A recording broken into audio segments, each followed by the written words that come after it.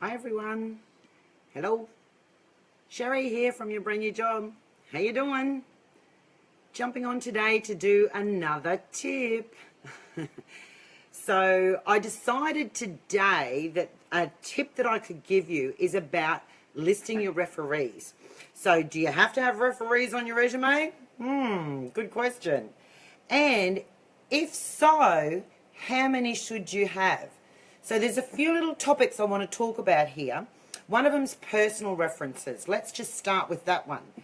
They're not really applicable on your resume because what they're looking for is a work reference, not so much a personal one. So remember back in the old days when we used to write resumes and apply for jobs, we printed out references and attached them and all sorts of things.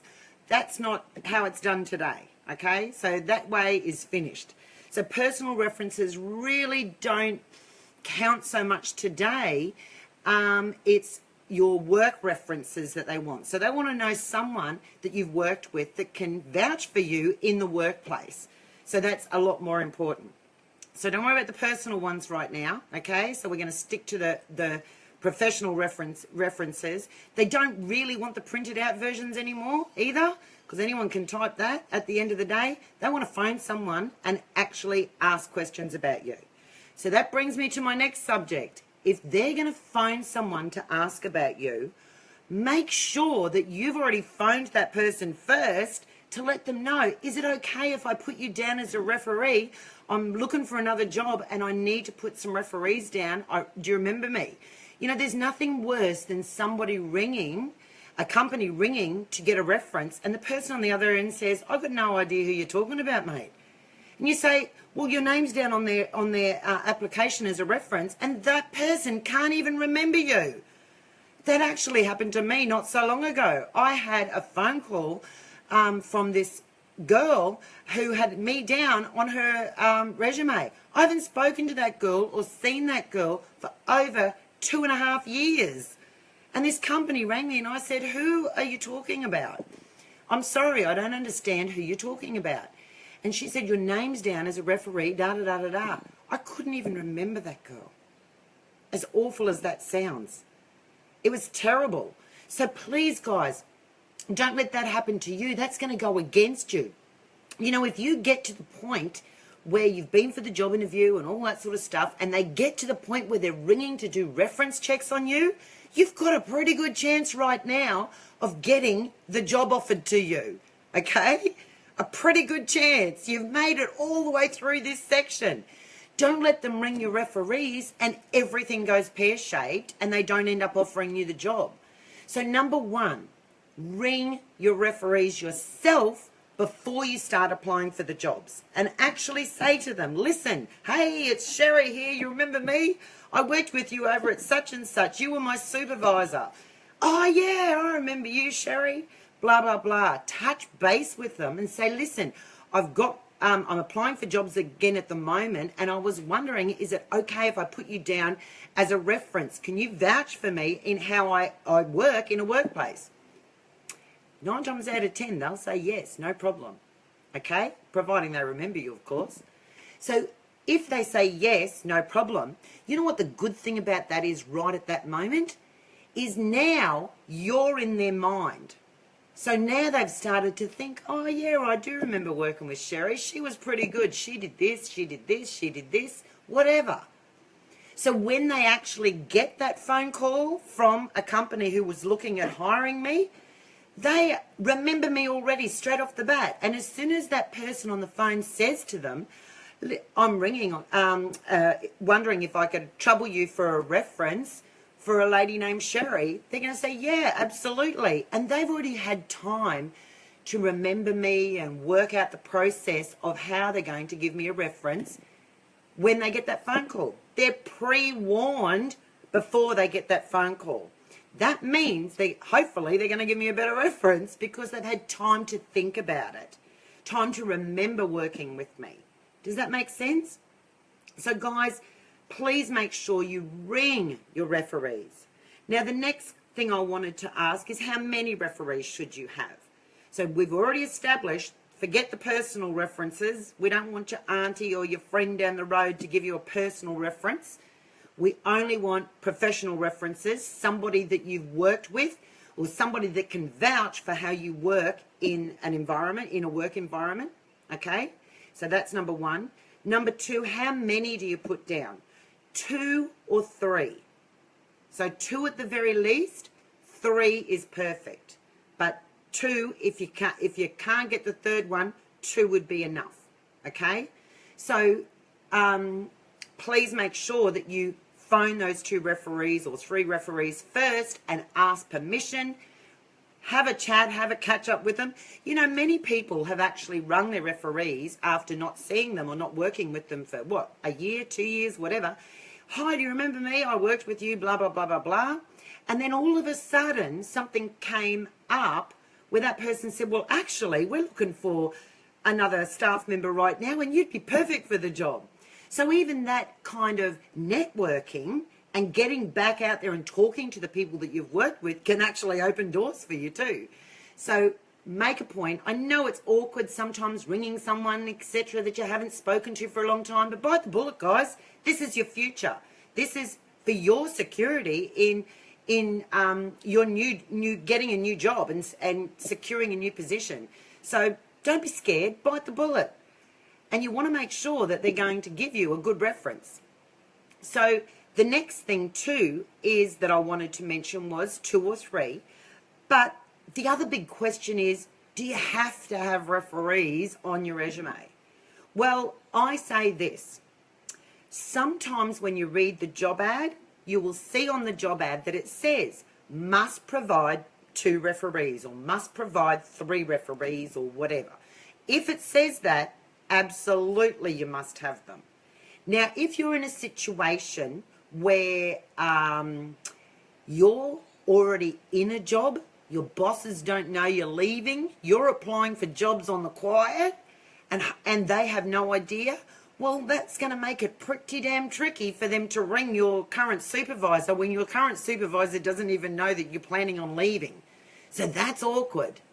So if that's the case, what I want you to do is then it's okay to put referees upon request.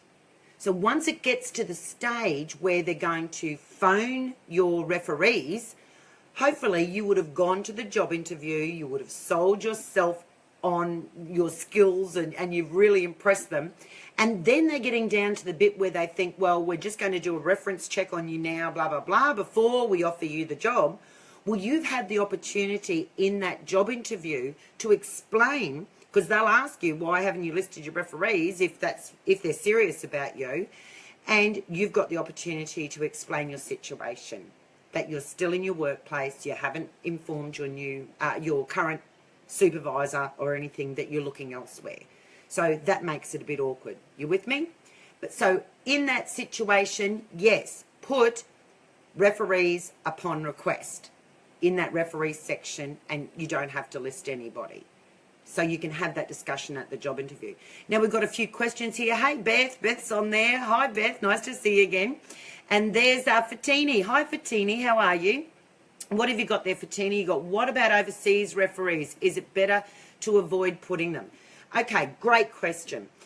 Overseas referees. So obviously, if you've worked here in Australia and you've got a career history in Australia, stick to the career history ones that you've got here. So the work that you've done here, see if you can get some referees from there. Now let's just pretend you've only got 1 referee from Australia and yet they're asking for 2 referees or 3 referees on there and you need to give the overseas ones. That's fine too. I'm happy for you to do that and put the overseas phone number or an email address where they can contact that person overseas. Make sure you contact that person and let them know first though, so it's all fresh in their mind. So preferably head for the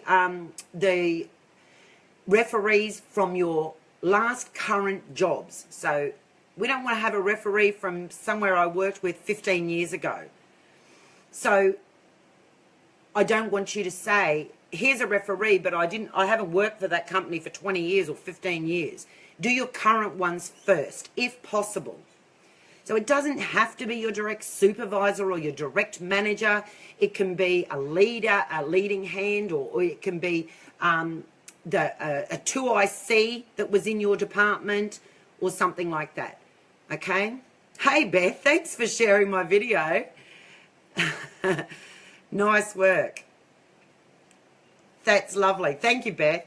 So, guys, with the referees, you've got 2 supervisors in Australia. Should I include colleagues as well? If that's possible, someone that you actually worked with very closely, that you worked with in a group. So for now, 2 supervisors is fine. Is it from the same job, Fatini? The 2 supervisors, are they from the same company that you work for? Is it one job, 2 supervisors, or is it 2 separate jobs? So if they're asking for 3 references, you have to give a third. A colleague is fine. So when you list those references, you list the person's name, so the person's name. Then underneath it, you also list the person's title. So whether they are manager, supervisor, whatever. And then underneath that, you list their contact phone number. So obviously their direct line, meaning their mobile or whatever. So when you list that, make sure you list it like that. Now, in some cases, this is what happens. You worked with so-and-so at this particular company. You've rung that person. They don't work there anymore. They've moved on to a different job, and now they work for a different company. You're welcome, Fatini. That's a tricky one, if they've moved on to a different company. You need to list them under your referees as the company that they're currently working at. You also need to list them as their job title current, what they are now. So you phone them and you find out their job title in their current job. And then underneath that, I want you to put in brackets previous manager or previous supervisor at such and such a company. The company that you worked with them, that company's name. There's nothing worse than someone looking at your work history. Imagine this, looking at your work history and seeing you worked at, let's just pick Toll. You worked at Toll, your referees you've listed works at a completely different company than Toll. And yet you actually work with that person at Toll, they've just moved on, okay? So you need to have in brackets previous manager or supervisor at Toll underneath. So that's fine. People understand people don't stay in the same job. They move on. But you've just got to make that nice and clear. Don't let the reader of your resume try to have to work out why is this person's name and they don't even work for that same company. Don't make them try to work it out themselves. They'll never work it out. Make sure by putting just in brackets underneath, it's crystal clear. And that will help you a lot too. So Fatini says, yes, but one of them is not my supervisor this year. That's okay. They were your supervisor at one particular time. If they were your supervisor at one particular time, that's fine. If they were your work colleague, put down their name and put work colleague underneath it. That's fine too. So as long as someone can vouch and talk about you in the workplace professionally, how you conducted yourself, talk about your skills, etc., and answer those questions. It's quite all right to have it like that. So it doesn't necessarily have to be some big manager or anything of a company that you probably never even met in the first place. So at the end of the day, guys, it's someone that can vouch for you. So let's recap that again. Ring your referees, ring your references and say, is it okay? Can I put you down? That will help them remember and prepare them for a phone call, which is a good thing. Yes, 2 or 3, definitely. No personal references. Let's get them off. We don't need them. They're old-fashioned. We don't need them. We don't need printed out references. We don't need personal references anymore. Then the last thing is, if you don't want to provide references for shush reasons, you know, you're not telling anyone that you're in your workplace that you're applying for a job, you don't want the word to spread, you're going to leave, definitely put references upon request. Okay? So then you can talk about it in the job interview with them once they get to that stage. And they'll understand. They understand this sort of stuff. So that's a good thing. Guys, if there's any other questions that I can help you with, get down there in that chat box and write them, because I'm glad to help you. So my name is Sherry. My business is called Your Brand New Job, and I'm doing daily tips now for the next week or so.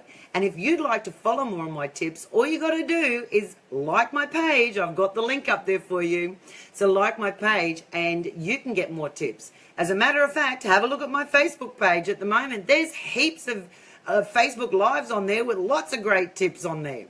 So thank you for joining me here today. I appreciate it. If there's any particular subject that you would like to get a tip on, if there's any areas where you're struggling with applying for jobs or your cover letters or writing your resumes, by all means, drop me a line down below. Just click down there and let me know what the subject is, and I sure will help you.